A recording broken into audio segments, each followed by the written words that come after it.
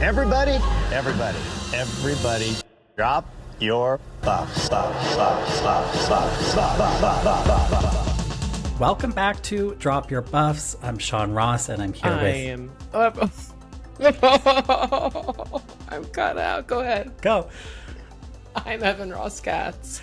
And we are here with a very special guest today. We first met Heidi Hamels, then Heidi Strobel, on Survivor's 6th season, The Amazon, which saw tribes divided into men and women for the first time. Then a 24-year-old gym teacher from Missouri, Heidi was the blonde bombshell of the Jabiru tribe. Heidi quickly formed a bond with Jenna Maraska and Shauna Mitchell as an old versus young division started to form on the Jabiru tribe. At the tribe swap, Heidi was sent to the Tambaki tribe. When Tambaki lost the next immunity challenge, Heidi was given the heads up that her fellow original Jabiru tribe mate Jean would be the target, and she joined the Tambaki men in voting her out to avoid a tie.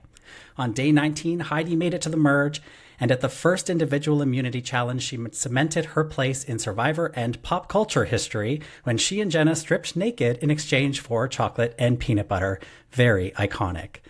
Throughout the post-merge, Heidi played a fluid game, working to eliminate threats like Dina and Christy by working alongside her number one in the game, Jenna, and their frenemy, Rob Cesternino. On day 36, the writing was on the wall that either Jenna or Heidi would be the next to go. Although Heidi campaigned against her ally, the remaining men deemed Heidi the bigger threat and sent her home before she could make it to the final four. At the final tribal council, Heidi joined 5 of her other jurors in voting for Jenna to win Survivor the Amazon, helping to crown Survivor's youngest winner. At the reunion, Heidi was revealed to be the Survivor player with the highest IQ up until that point. Later that year, Heidi and Jenna graced the cover of Playboy together.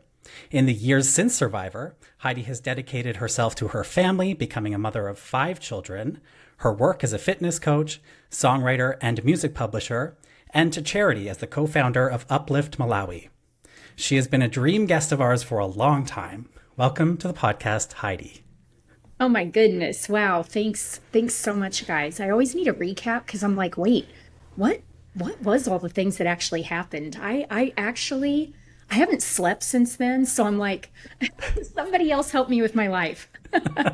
Was there anything that Sean just read that was like a light bulb for you and triggered any kind of memory? For sure. Also, things that quite literally are reality versus things that are edited to look like reality. And then you go, oh yeah, they did show it that way. That isn't actually what happened, but I understand that's how it was portrayed. So it always comes back and forth to me of like, oh yeah, and kudos to editors. Wow. Yeah. Honestly. Kudos to the editors, indeed. Yes. Now, Sean just mentioned you are one of our most requested guests on the show. Obviously, Survivor is currently in its 46th season. There have been hundreds of contestants. Does it surprise you to know that nearly 2 decades after you appeared on the show, that there are fans still out there clamoring to hear from you, to hear about your experience on the show and what you're up to today? 1000%. Absolutely. Even still with me traveling to other countries. I used to frequently travel even to Africa quite a bit. Then COVID has since cut that down. But it shocks me, even being in a country like Africa, that people know who you are and recognize you. And then I think, oh, thank God I still look like something that was a version of my 20-year-old self, that they still could recognize me, but also not so great because if I'm not a favorite of theirs, it could go south. Who knows? But yeah, I'm always in absolute shock. So we'll get into the past in a second here, but before then, we would love to find out, what have you been up to? What is 2024 like for Heidi? Oh my goodness. So I'm a single mom of 5. That we could just put a period there and be done with the whole conversation. But no, they're from 4 to 14. Live in Texas now, love it. And then I own 3 small companies, one being our nonprofit, one being my music publishing company in Nashville, which is just a phenomenal entity in itself. And then I own my fitness company that I have now that I worked on for a long, long, long time for the military and breast cancer division, and now flipped all the way over to helping women lose massive amounts of weight. So it's just kind of come full circle. And then I work on a lot of other projects with a lot of other phenomenal women. So it's been fun. I'm just always up for quite literally a new adventure all the time. I mean, I'm about to ask you if you're currently keeping up with Survivor, which feels particularly funny to ask given what you just said. I mean, I think 5 kids alone would merit the fact that you have many other things going on, and that doesn't even include all of your business ventures. But I am still going to ask, are you keeping up with Survivor? I'm not, and no slam whatsoever to the show whatsoever. I don't watch any TV. Maybe the occasional Bluey episode that came on for a 4-year-old. But I just, to your point, I really don't have the time. I do listen to a lot of podcasts, you all's included. Podcasts are probably more where it's at for me, because it can be done in a vehicle. But yeah, TV shows and me are it's, you know what, that's not the season I'm in right now. Fair. Well, let's take it back to the season you were in, the Amazon, which you were very iconic in that season because you were part of an iconic duo with Jenna. And I think it was a very divisive duo for the audience who either loved them or hated them. And of course, for us, I mean, watching as a young gay boy, it was just like iconic to me. It's like, look at these two women slaying their way through the Amazon. How much better could it get? I wonder if you could cast your mind back and tell us a little bit about your relationship with Jenna out there. I think I think the right word for me is I'm just a very motherly person in general. This is, of course, on Survivor. I didn't have children yet, but I am very much a caretaker type of personality.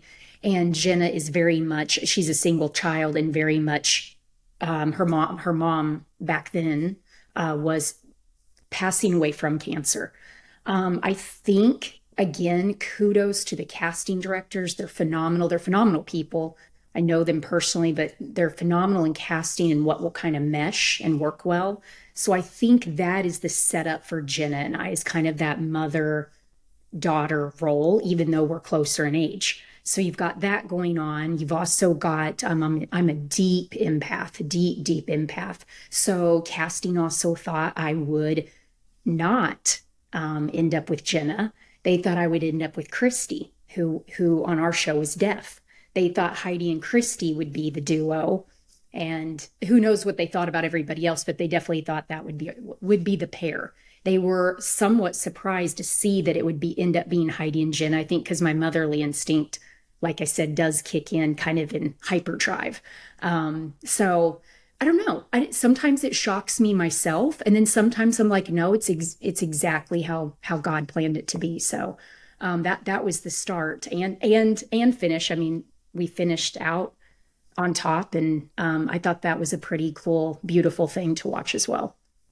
That's so interesting to hear you say, because you talk about the reality versus the edit. And from the edit, you see it, and it's just two young girls who are sort of forming a clique of young girls on a TV show. And you sort of don't get that emotional connection that you're talking about between you and Jenna come across on the screen as much.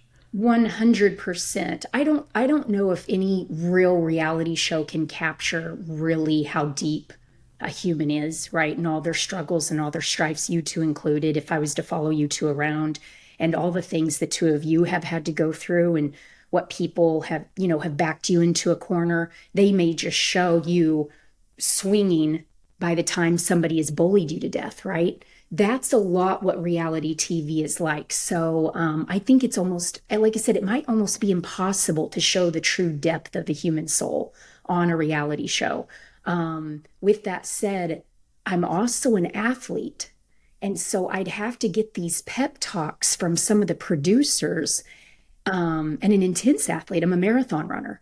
I'd have to get a pep talk from some of these producers saying, hey, Hyde, you're an athlete. I love basketball, like obsessed with basketball. You're stepping on a basketball court for 39 days. Act like one. You're not taking names. You're not trying to be friends with everybody. You're not trying to, fix the wounded, all these things. And so for me, I could feel my personality having to keep flip back and forth, because you do get very vulnerable, especially starving to death, right? All those high intense emotions start coming out of you. So it's hard for me not to be that deep empath when I'm suffering. I'm more of an empath. When I'm good and I'm fed and all these things, right, I can be much more an athlete and level-headed and thinking clearly and go, yeah, that's right, this is just a game. This is going to be fine, right? It's really not when you're out there, especially in a situation like the Amazon where we really are starving to death. Stakes are high in the way, yes, of course, money, yes, of course, these things. Oh my gosh, there was no such thing as social media. Had nothing to do with any of that. Most people actually tried out for the money. I mean, think about it. It wasn't so they got famous. It had nothing to do with that back then. So it was really about the money, and then your true character, your personality would come out a lot in these social settings that you were quite literally, at least myself, was fighting for my life to stay alive. So it's pretty fascinating when you start seeing the humanness come out in people and what they're willing to do with that humanness. Are they willing to fight? Are they willing to be rageful? Are they willing to fall in, and be in love? Are they, so I think it's, like I said, I think it's actually a beautiful thing watching all the emotions happen. And I don't know how you can get that from TV and editing, but when you're there, you can see it all unwind all around you. And by the way, you think, especially how young I was, you think people are going to see that version through your eyes, right? So you're like, when you're watching it later, oh my gosh, it's not at all how I would feel about that person or think about that thing, or would never say something unkind about another person. I never even cussed before I went on Survivor. So it was hard for me to kind of go back and go, what? Okay. I just grew up. I think I just became a woman watching the show, not doing the show. Going back to Jenna a little bit, I'm curious because we saw you go through the whole game together, doing so well, having formed such a great bond. And then we saw you, spend a lot of time with Jenna after the show as well, doing all kinds of events. And then, of course, Jenna went on All Stars, and we saw her journey there, which was very sad. I'm curious, like, how long did you keep in touch with Jenna after? Are you still in touch with her today? Yeah, yes and no. She was actually one of the bridesmaids in my wedding. So we kept in touch for a long time. And then I think with her life staying in New York, mine moving on with kids, you do just fall out of touch. I mean, and that happens, but there's definitely now, probably in the last year and a half, actually much more communication of, how are you? I'm just checking in with you, those kinds of things. And that's nice. That's obviously, you guys know too, it's nice to rekindle with somebody that, you knew from a much younger version of yourself. Yeah. You mentioned earlier, you're talking about sort of like, growing up by watching the edit of the show. And I'm wondering, your 40-something self can look back on that, with a lot of hindsight. But at the time, your 20-something self, did you have any level of resentment toward that edit in sort of feeling like it wasn't depicting you in the way that you perceived yourself? And again, there's an awareness that happens as 40-somethings that we don't have back then. So yeah, did you have any sort of anger, resentment, feelings about the way the show portrayed you? Yes and no. I'm a pretty big owner of self. I don't like to blame other people or things for a situation I've put myself in. So I'm always cautious with saying regret or resent or, those things. However, what a huge learning lesson it was for me. Like, we can take the example of young versus old. Okay, that's a perfect example for our series, or our season at least. In our season, I was one of the only, I was the only woman that knew how to hunt and fish out of all the females. I was the only one that knew how to row and steer a canoe. Okay. So I'm going into this, like, again, an athlete, like, this is what we're doing. We're here to survive. I had never watched Survivor before, so I didn't know all the games within the game. So I came in very innocent, very unaware. And so I remember the producers pull you aside and, you get interviewed for hours at a time, sometimes 30 minutes, sometimes like 4 hours. And look, they have a show to create. They have a narrative to create, a storyline to create. I didn't know any of that. my complete idiotic 20-year-old something self. So they would say to me, I mean, Heidi, isn't it wild how the younger women are teaming up on the older women? And I'm like, they are? I mean, I just was like, are really? I'm not noticing that. They're like, well, yeah, just the three of you went to the whatever, to the river and everything. And I'm like, I think everybody was invited. We shifted because at one point in time, these girls worked and they were bathing. Then the other girls worked and they were bathing. So I'm like being logical about it. Like, okay, that sounds right. This is what we're doing. And in that one scene of the younger girls being in the river had made like at least for TV, had made the division of young and old. But I can promise you there, it didn't feel like that at all. I mean, it was very like, no, I love Dina. Dina's great, freaking witty as heck, lawyer, unbelievable mom, just great human. Joanne, I mean, the list goes on and on. Janet, what a doll, what a fantastic human. Actually, talk about a fantastic human. Janet is a fantastic human. A first person voted off, but just salt of the earth, amazing human. So that's how I felt about it. Then once I start watching it, I'm like, okay. And they're like, but Heidi, what are your thoughts about the old versus the young? And so they'll get your clips, they'll get your sound bites of what the storyline they're trying to tell. And then I mean it. Yes. Thank you, Evan. My 40-year-old self would have said, yeah, that's not true at all. I really just don't know what you're saying or seeing. That's not what I'm saying or seeing. My 20-year-old self is so naive that I'm believing them. I'm like, oh, okay. Okay, I didn't know anything about that. So sure, I guess that's what's happening. Yeah, I guess the young and the old have paired up against, or older women have paired up against, by the way, are now my age, have paired up against each other, Okay, didn't even know that was a thing. So that's the difference, for sure. So yes, 100%. It's interesting you say that because it's like there's a part of me that thinks it's very manipulative of the producers. There's another part of me that thinks it's very savvy because, again, they're making a television show and this is how you make television. And so there's lots of different ways you can look at it. Not one is right and one is wrong. And I think it's just interesting hearing your perspective on that. Now, as we're talking about sort of like storylines within the season, one of the big storylines was this storyline around Christy, who, as you mentioned, was the first deaf contestant on the show. Yes. And much of the story, as we saw, revolved around Christy feeling like an outcast. And a lot of that seemed to come from her perception of Jenna and, by extension, you and Shauna. Do you feel like that dynamic between yourself and Christy was correctly portrayed on the show? Or do you think, I mean, I'm getting the sense there's some more complexities to it than came through in the edit. For sure. No, Christy, for me, again, my empath self was truly actually dying for her and cheering her on like nobody's business at the same time, right? This deep empathetic side of me is going, oh my gosh, we're in the Amazon. I mean, there are 5 million things out here ready to kill us. If a producer says, get up, run, and it's in the middle of the night, how are we doing that to Christy? It's very complicated.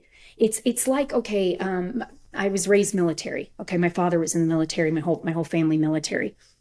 When you are in survival, you have got to know you've got to have your wits about you, where your supplies are, what's going to happen, chain of command. Here we go. Let's get out of the door. It's serious business.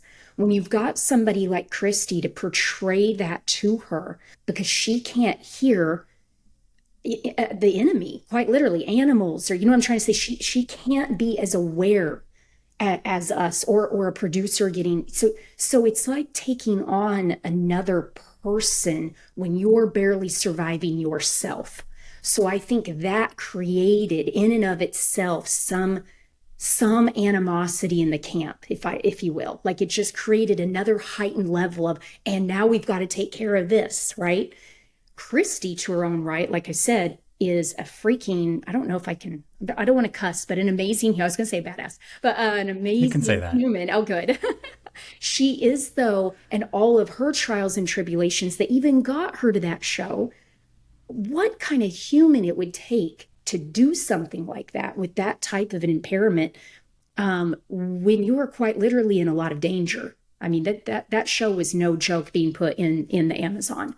So there's two thoughts again constantly going on in my mind of, hold on a second, we've got a woman here, that could be struggling in these ways, but kudos to her because she's doing all these things.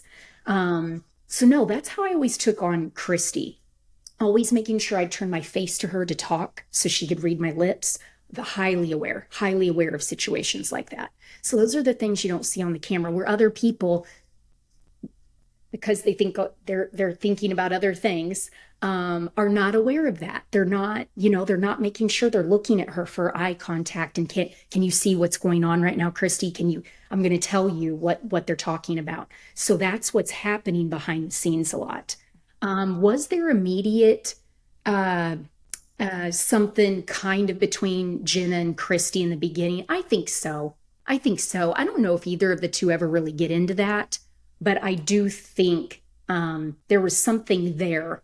And then, yes, with association of Sean and I being with Jenna, it might have just easily portrayed that it might be against Christy, which really truly was not true at all. I was going to say, one of the things that we've really tracked on this show, Sean and I on Drop Your Buffs, is sort of the portrayal of people with disabilities on Survivor over the years. Mm-hmm. And we just finished rewatching season 21, which features a contestant, an amputee.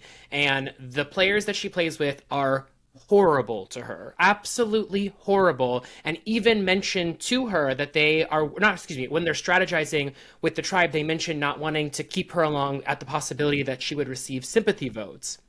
Contrast that to New Era Survivor 41 Plus. The show treats players with disabilities very differently. I think it goes out of its way actually to really make them feel like they are a part of the Survivor family and showcasing them as being perfectly able people in the game of Survivor. And so I think it's both a change that the show has made, but also society has also made. And I think it's just interesting highlighting Christy and her time on the show. But I actually feel like Christy is such a great example of like the adversity that she faced on the show. I think it makes her all the more heroic and seeing her journey and the fact that she was able to survive in the game. 1000%. That's what I'm saying. I think for sure, at least my takeaway, even not watching the show yet, was truly look at this human. Look at this human that did this. How insane is this? Like we have all our five senses, some of us six, but and we're barely surviving. Like quite literally, we were perishing. So I don't know. I just walking out of that, walking away from that experience, and to watch her go through it. Really, her and I were in line almost the whole entire time. We were on every tribe together with the whole entire time. It was just awesome to be part of that journey with her and really to watch her do her thing, I also think the thing that gets lost about Christy a little bit to history is that I think people unfairly boil Christy down to her being hard of hearing. I think that that's the thing that they take away about Christy. And I think one of the really great things about the Amazon season is that Christy is an odd duck. Like Christy, like she sort of thrives in conflict a little bit. She does, she may not have gotten along with Jenna, period. Disability aside, and then that comes to play a role, of course. But I think that Christy is a lot more nuanced than people recall Christy being. I could not agree more. And this kind of comes full circle when the casting directors thought Christy and I would be the pair. Here we go. Where because I am not somebody of conflict. I am somebody that is very much a peacekeeper, and that's amazing. And I cheer on people, where Jenna and Christy's personalities are very much, I am lion, hear me roar. I agree with you completely. So I think that was a natural headbutt for them. And maybe wouldn't have, to your point, Sean, maybe wouldn't have gotten along, in real life because of that personality. However, and I love it, both incredibly strong women. So that part for me was just really awesome to be part of. And like I said, got to be with both of them really to the end. Yeah. Can we touch on something? Because you did mention Janet and some of the other early boots from the season.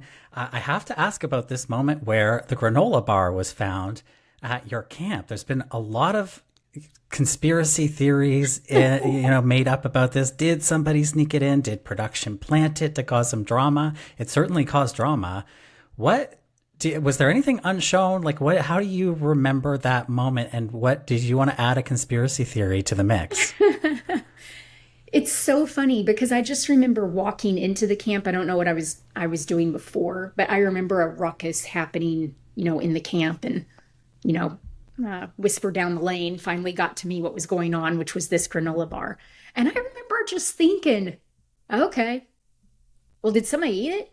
Like, I just it didn't really affect me. It was kind of one of those things like, all right, so what's the big deal? Let's just move on. I remember my mentality was, we've got a camp to get done.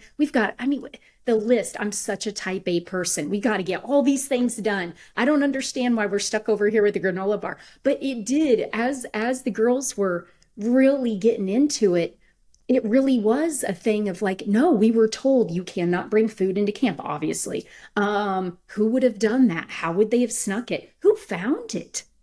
I still don't know. I really genuinely don't know. So then as we're all talking, a lot of us were like, man, it truly either is, maybe it fell out of a production bag. We thought about that. We're like, maybe it actually fell out of a production bag where they didn't even know.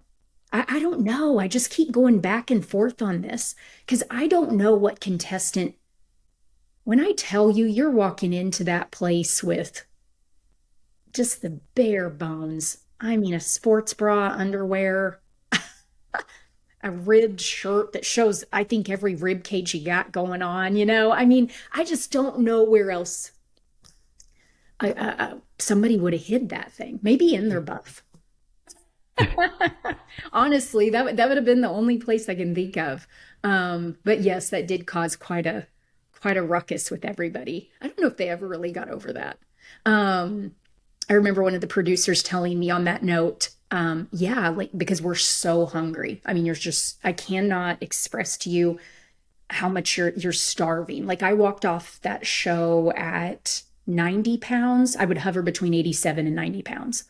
And I remember when the producer's telling me, we're not even allowed to have gum, like chew gum in front of you guys, because you would smell it.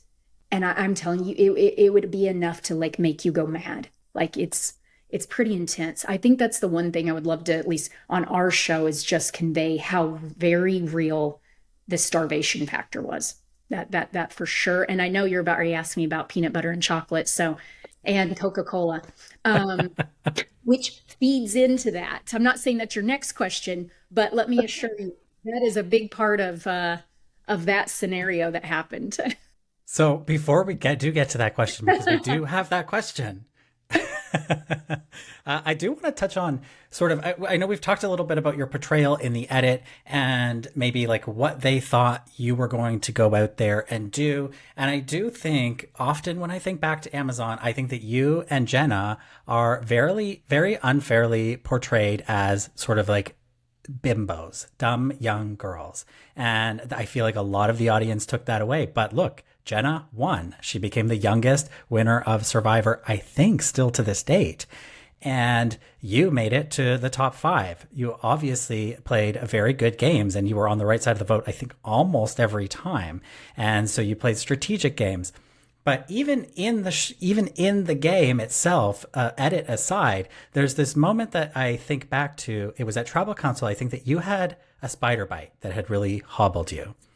And you went to Tribal Council and you told Jeff, my strongest assets to this group are athletic ability and intelligence. And hello, one of them is gone right now. And Jeff's response to you was, which one? Yeah. And so Jeff is playing into this young, dumb, blonde girl here, like trying to say she's smart. I'm curious, like, what your thoughts about that are now, what they were then. I mean, like, did you feel like you were being stereotyped because of your age, your looks, etc.? Did you feel like that was an uphill battle for you, or do you feel like that helped you in the game to be underestimated? I think, wow, Sean, what a fantastic setup question. You did a great job with that, because isn't that the story as old as time? Is it possible to be, you know, good looking, decent looking, and still, have a brain and know what you want in life, and all these things? And by the way, and you two are a perfect example of this as well. Go against what society wants you to be, what they want to believe you have to be, right? That I think is the story of my whole life. Grew up on a farm, was obsessed with ag. I was a full Aggie. Used to go out into grasslands and judge grass and cattle and how to be like a perfect farmer and all these things. Grew up with a military father, had all my survival skills. Graduated not just top of my class, first female in exercise physiology, with honors. 6 degrees later, accepted into Mensa at 20, almost 22. I'm accepted into medical school. So for me, I'm walking into Survivor with that knowledge of self, right? Just that knowledge of self. I never had to prove to somebody before, because I grew up in a tiny little town where I might have been 1 in 10 kids that went to college. So I didn't have that thing about like, okay, now I got to prove to you that I have a brain, or whatever the thing was. Again, hello, wake up moment. People don't know who you are and they judge you on your looks. So that was newer for me, because I was fresh out of college and out of the things I'm talking about. So, yes, part one is, the naive part of me going, okay, well, hopefully you're just listening, or, we can talk about very big ideas and I'm tracking you, I'm following you, those kinds of things. And then the other side is, to your point, okay, wait a minute, Evan, you're right. We're in a game. Should I be acting this smart? Should I be smart at all? Should I be stupid? Should I be the girl that's, they call it what, Cinderella syndrome? The girl that's wounded over here that can barely make it out with a man, So I'm sitting here having all these conflicting ideas of like, wait a minute, because I'd never played the game before, once I finally got with Rob educated me a lot about how to play the game. You probably shouldn't tell people that you know that. We're going to do this game, and this is how it's going to play out. And, and I'm listening to every word he's saying, like, oh my God, oh my God, you're right. So it does start messing with you, because at the same time, I know what I'm about ready to portray, right, is going to be seen by millions of people. But I internally know what I'm doing, just like Jenna, just like the rest of them. So it's so difficult to be like, wait, is this a card you play that I'm educated, or is this a card I play and just shut up? Mm-hmm. And by the way, the shut up card is I had to use a lot. And that's okay. I think that's a great learning lesson, even as an adult. You don't always have to go out there and prove who you are. You should be completely comfortable enough with yourself. And I hate to say screw what other people think, but doesn't so many moments come down to that? So it's kind of like, okay, if the point of this game is to win, right? That's the point. That's, to my knowledge, that's still the point. What card should you be playing? It's funny you say this, because I feel like so much of Survivor today, which, by the way, you're not watching, but it's a very, very different game. It's much more driven by strategy and gameplay than it is by the survival component. And so much of what you're talking about, which I value and respect so much, the idea of like not needing to say what you think in every moment and actually holding your cards up a little bit, that is not valued on the show by the edit of the show. They really value players that come on and present who they think they are and are blowhards in who they think they are and how other people will perceive them as such. And so when you're saying all this, what it made me think is, do you know how like with like superhero movies, sometimes they release like the director's cut, like the Snyder cut of a DC film? Yes, okay. I want to see the Heidi cut of Amazon, because I have a feeling there's like a version of this story that is completely different than the one we saw on screen, that is so much more strategic and thoughtful and conniving in a good way, conniving in the good sense, that we weren't able to see. 100%. I used to go over my strategy with the producers, literally over and over. And I'm obsessed with chess. I'm obsessed with chess. So I used to go over my strategy all the time. Okay, if I move this if I move this pawn here, okay, no, that's not going to work because I've got these other things that are going to happen. Okay, if I'm over here, what do you think about that? They'd be like, like I'm just saying, because, you couldn't talk to anybody else. So, I don't know, it's so old school back then, that, I'm just hooping and hollering it up with the producers. Mm-hmm. Is this good? And then some of the producers did not care for me at all, because I was so hell-bent in that isn't right. That actually goes against my moral compass. I will not do that to somebody. I won't say that about them. I won't go along with that plan. I just won't do it. And that really does not set well with certain producers. Certain producers loved me. And, I'm telling them all, this is the strategy. I think this is what we want to do. Also, there is a massive part of this, truly, again, back to surviving. And you are just so malnourished that so many times you're wondering, am I even making sense? And trust me, going back and watching it, I would be like, oh my God, shut up already. You don't need to be saying anything. That definitely should have been a time I held my cards. But it just kind of is a runaway train when you really are in that big of a survival mode. And especially back then, they knew it. They knew how much you were on the brink of begging for food.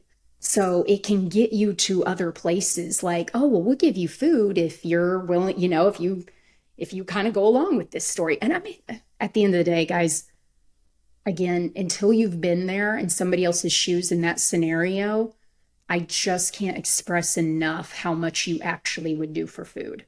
All of us, not just me, all of us would have done for food. So I remember them telling us a story. Remember that? And this might be like, Heidi, be quiet. But remember the plane crash? I don't know if it's Alaska or somewhere very cold, but half the passengers, some of them lived and some of them perished, but they froze to death. And then they ended up having to live off these people, right? Do you guys remember this? Yeah. Okay. You don't remember this? It's the premise of, what is it, Alive? It might be, movie, and yeah. it's real. It's very real. Yeah. But these are the stories that would go around our camp. That's how hungry we were. Not like, oh my gosh, we're going to kill each other. Not to that, but that our minds could handle, all of us could handle what those people felt like having to eat somebody else. That's a different type of mind, guys. It's a different type of mind. Can I interject just to say there's currently a tweet going around from one of the players on season 46, and they're currently, I believe it's like on day 14. And by the way, I would love your thoughts on the 26-day game as it exists today. But so they're on day 14, and she's tweeting right now because the players now tweet along in real time. That's a huge change since you played the game. That's huge. And Yes. she's mentioning the fact that, that they were starving and that she was so excited to get sandwiches for the reward. And someone replied to her and said, "What about fishing?" And she replied and said, "With the speed of the game these days, it just doesn't make sense to go off and grab fish because you'll miss crucial time to strategize." And I couldn't help in this conversation right now to think of the fact that you have the luxury to not fish in favor of strategy back in your time, it's like you would not have missed out on any opportunity where there was the possibility of food, strategy or otherwise. And it's just so funny because it contrasts with the game today where they can actually elect to not eat and quote unquote starve in favor of strategy. Could not agree more. We had the Amazon, so you had piranha. Again, I knew how to fish and hunt very, very well, by the way. So piranha only have meat in their cheeks when I tell you that much food. Okay, we had manioc, no problem, a root. What does it do in the Amazon? It rains. Once your manioc gets water, its worms start hatching out of it. You actually can't eat it. You have to bake it every single day. Pray to God you don't have some kind of parasite. There is no water you can drink, so you have to boil all your water, then drink the mud. You're boiling mud, and then you're drinking mud water, okay? And then the only version of protein is a worm inside of a babashu nut. You have to get the nuts out of the trees, or occasionally one will drop, hack it open with your machete, and eat the worm. The nut actually isn't, it's like a hollow kind of nut, like there's nothing inside of it. So this is our living conditions. There is Yes, agreed. There really would not have been a version I would have picked strategy over overeating. Do you have any reaction to the fact that, today there's a water well where they walk over and they just, pour out fresh water? And I think that's one of the smaller but extremely significant changes to the game, especially in talking to you right now. Do you have any reaction to that, the 26-day game, the ways in which the game has become, for lack of a better word, easier? I think it's probably if they're saying the speed of the game, I think that now that's a little bit more like chess instead of just let's see who dies off, right? Let's just see who drops out dead. So I think that that's probably a very healthy move for them to keep up the momentum of a game. And honestly, because of the way social media has gone, people's attention spans may not be. I mean, we were out in the Amazon for a month and a half before 40 days and then another 6 months of edit. That may not be the attention span guys anymore. So they probably had to change with the times. So I think that that probably strategically is phenomenal. Water, lots of people have and did get very sick. So they might have medically said, "Hey, look, let's clean up our water situation here." So I can understand all of those. I will say, since I didn't have any of those things, my path led me to Africa, and I was able to, and still to this day, have a phenomenal large school in Malawi, and we build wells all throughout Malawi so people can have actual water to drink. If I hadn't have been so depleted of that, I'm not sure I would have been led by God so spiritually to do that part. So I think it's really important for me that my journey didn't have water for me personally. Okay, so I do want to ask about the famous chocolate, peanut butter, and cola moment, which I know you've been asked about it for decades now. And I know that you did speak about it when you were on Talking with T-Bird, so I don't want to rehash too much, but the reason I want to bring it up, hopefully to find a new angle within that, is to relate it to Survivor today, which is to say that the show is much more family oriented now. There was even a component in at least one of the new era seasons where Jeff would literally communicate to the kids watching the show, and they built in little components within the challenge that kids at home could play in some way. I'm not a kid, so I didn't do it, but so this to say that the show, it directs its attention way more towards kids, and I think explicitly with the hope that kids are inspired to then one day try out and be on the show. Which speaks to what you were saying earlier, which is back in the day, it was about winning $1 million. I think now they really sort of situated it as the adventure of a lifetime. Yes. The opportunity to compete on, the juggernaut that is Survivor.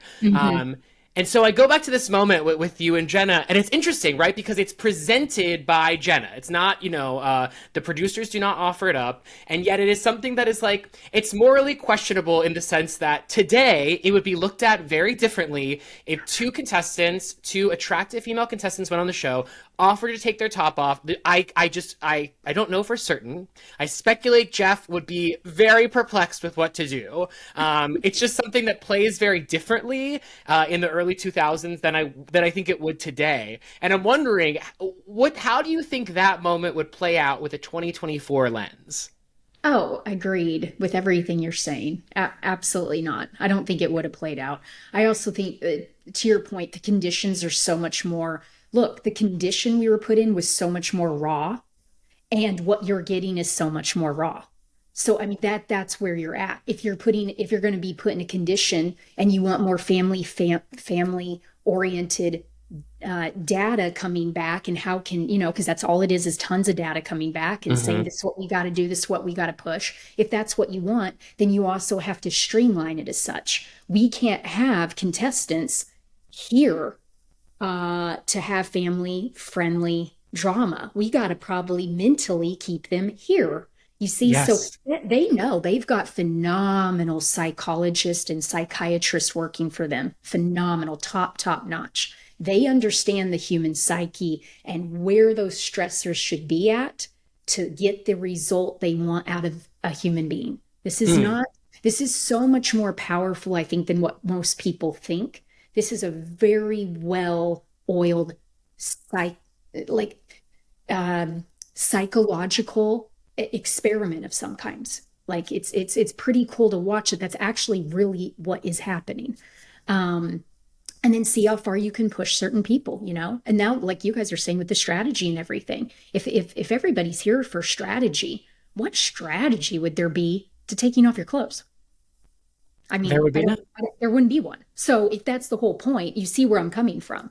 The only strategy in that is if it was offered, and everybody is starving, and I promise you, every man gladly would have done it.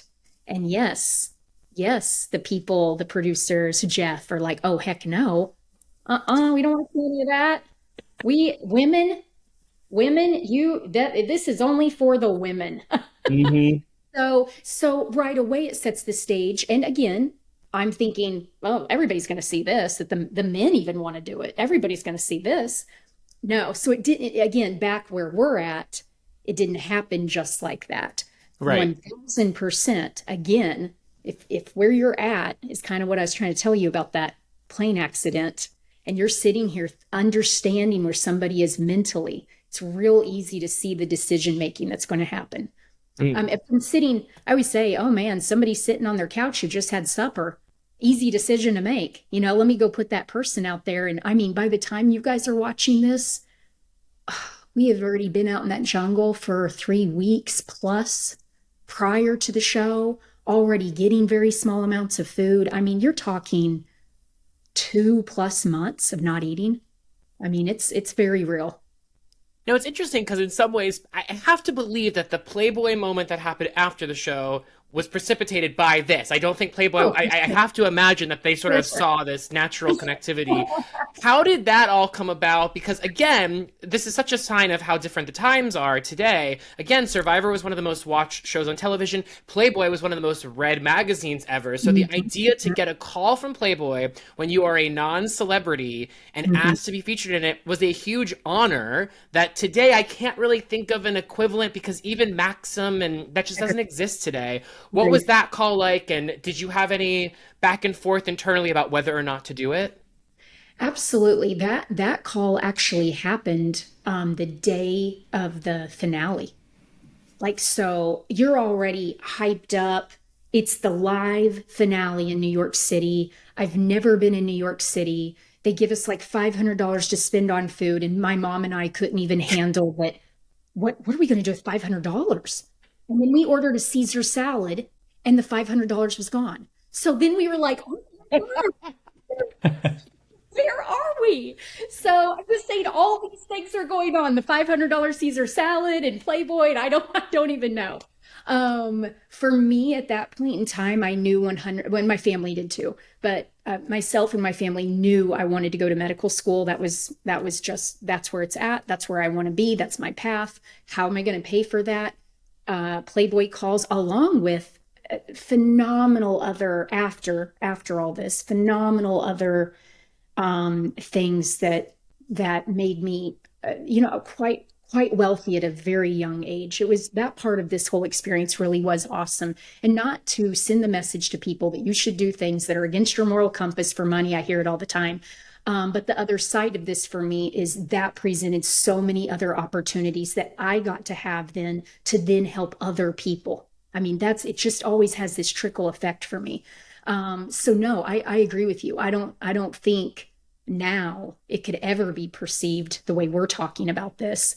And just how truly actually amazing that experience was. And then very, very kind of liberating in some ways, because we're always trying to pretend to be something else. And, this is what it's like. And by the way, being naked in Africa and Europe and all these other places, they do not care. They do not care.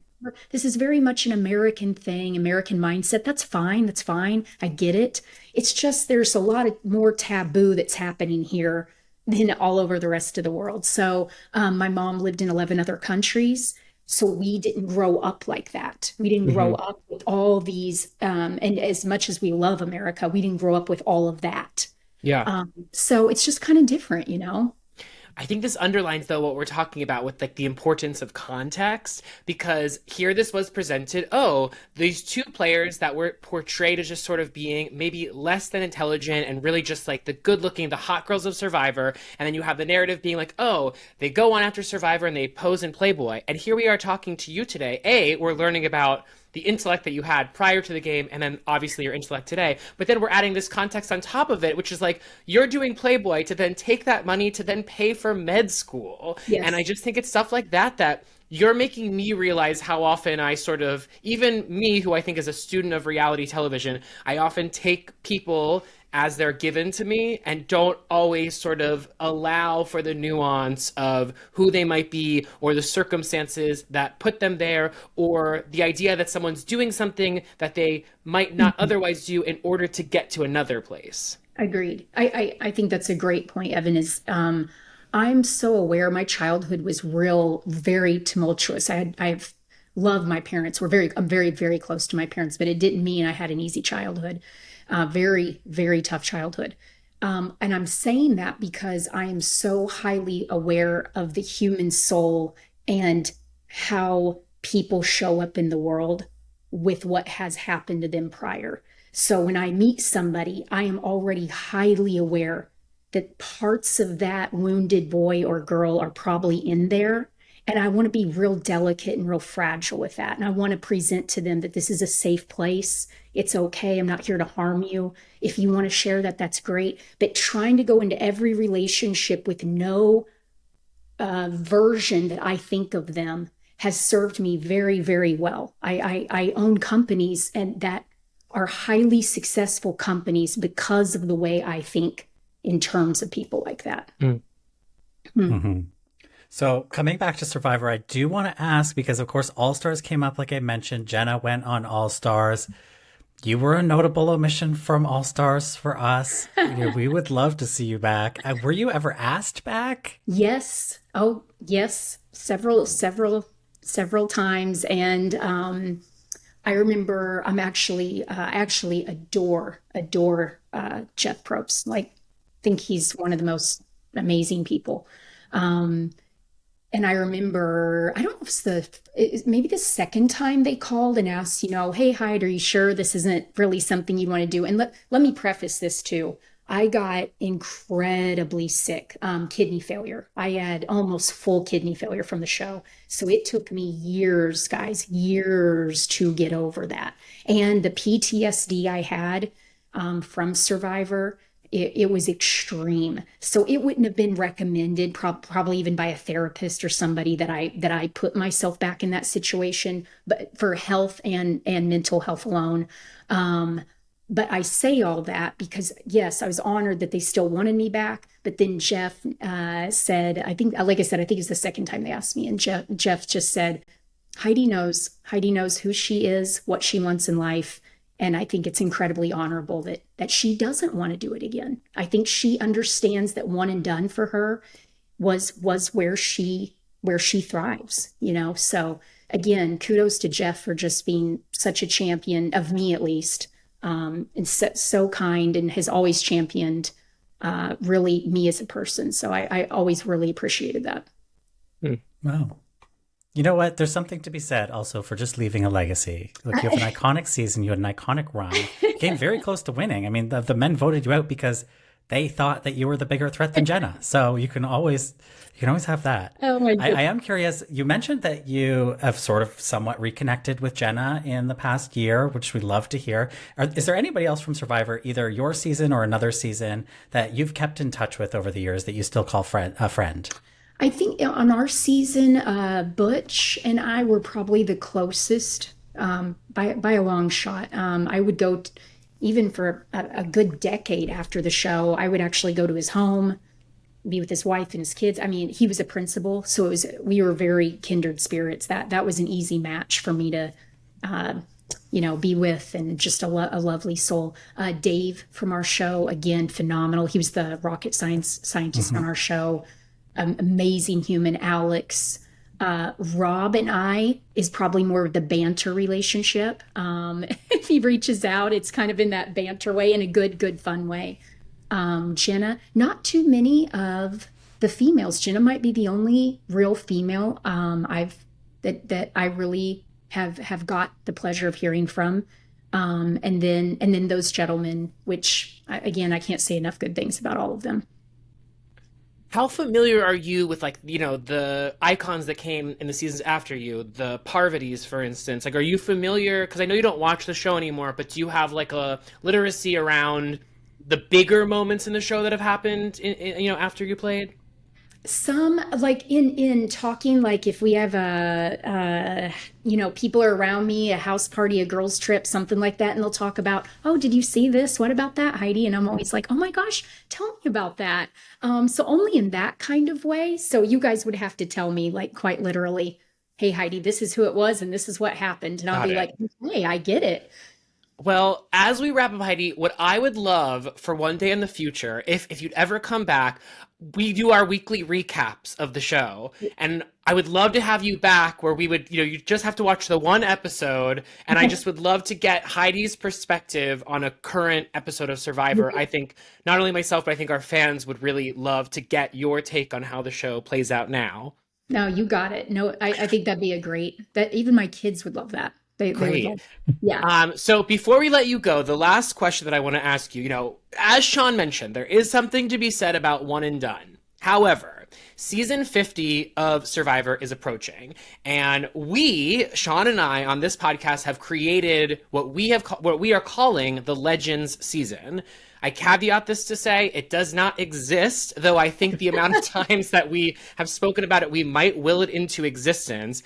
And on our Legends season, we get to pick who comes back. And so you are one of the contestants that we would like to see on the Legends season. So what we ask all of our guests that we have put in contention for the Legends season, if Survivor were to call in 2024 and ask, and also given the fact that, you mentioned that PTSD, a lot of time has passed and the game is very different now, right? Fresh water is given out, there's water in a well. There's fresh water in a well. 26 days. I know you're a mother of 5, which I imagine makes leaving home a lot more difficult than it was back in the day.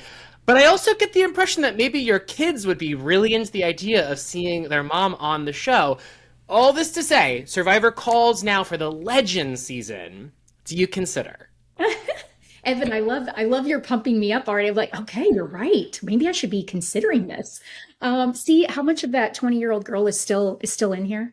I'm always like, okay, that sounds amazing.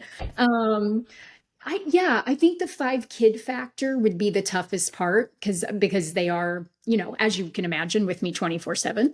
And then companies, I would have to really secure, like, how are 3 companies running without the boss. But I don't know. I agree with you. It has been a long time past. There is fresh water. There are things like that. I would want to make sure, I think in any situation I put myself in ever, okay, even in the situation I am right here with you, gentlemen, I want to make sure that I add value and that there would be something here that, if I'm going to walk into something like that, would I add value to this? Is this something that would help another person? Is this something that would it would be my path with God in helping another person? So I think I always have to think of it like that. So I pray about it, I meditate about it, and he always answers. So then I'm always like, okay, then that's either what we're doing or not doing. But now that you've put it, like you said, now that you're putting it into the atmosphere, I think it's at least a question I would ask, So okay. I think that's where I would be with it. Okay, we can certainly live with that answer. Okay. Heidi, we're counting that as a maybe. I've had that as a maybe. Yeah. I think that there are a lot of people that are going to be listening right now that are incredibly inspired by you and your story. So for those people listening, what action items can people take if they want to support you, if they want to be following along in Heidi's 2024 journey? Thanks for asking that, Evan. 1000%. If you want to come to Africa with me, if you want to be part of, educating another child in a third world country, any of those things, even the water issue that we were talking about on the show, you can go to upliftmalawi.org. Again, you can come with me. The more the merrier. It's fantastic. Number 2, I'm in country music. You just got to turn on stream your country music. Yes. And number 3, you can just go to my Instagram handle, Heidi_Hamels. And if you need actual help really, really losing weight, living your best life, getting on top of your game, whether you have kids, your work, your workaholic, all these factors, right? I really have a tried and true program that helps people, and it's definitely my gift. So I love doing it. Fantastic. We will put all of those links in the show notes to this episode. Heidi, I can't understate how grateful we are to have had you here. Is it overstate? I can't overstate. Overstate. Yeah, Overstate. Yeah, Okay, wait, I overstate. can understate, and I'm not going to understate. I can't overstate how grateful we are to have you here. We knew it was going to be a great episode, but my God, did you deliver? So thank you so very much for your time. You guys, Especially because we've got you here talking Survivor. You don't do this that often. No. And we were so honored that you even considered this. So no, even when Evan reached Truly. out, I said, actually, I did say that to you. I said, actually, I say no almost every time. And the only person I've ever said yes to is Rob. Yeah, so what compelled you to say yes? I said, even in when we were DMing, I said, actually, I promise I'm very, very faithful, very spiritual. So I promise, I asked God, I said, God, do you think I should do this? And yeah, I just felt the wave of it'll be a safe place. You should do this. So it's something you should do. So I'm always very open to everything coming in. And then when I feel that, and I'm sure you guys feel that kind of, I don't know if that's healthy for me, and just saying no is okay. But I think always asking, whether it's God or the universe or whatever people have, I think it's important that you ask, I can't imagine a time God or the universe hasn't answered me. I actually can't. So I think that's powerful. And I think it's powerful that the answer was yes. And I'm honored. I'm truly honored to be here. Oh, thank you. All right, well, enjoy the rest of your day, and we hope to have you back on season 47, 48 for a recap, and then maybe we'll see you on our screens for season 50. Yes, exactly. All right, Heidi, thank you again. Hey, thanks. thank you so much. Bye. Bye. Bye.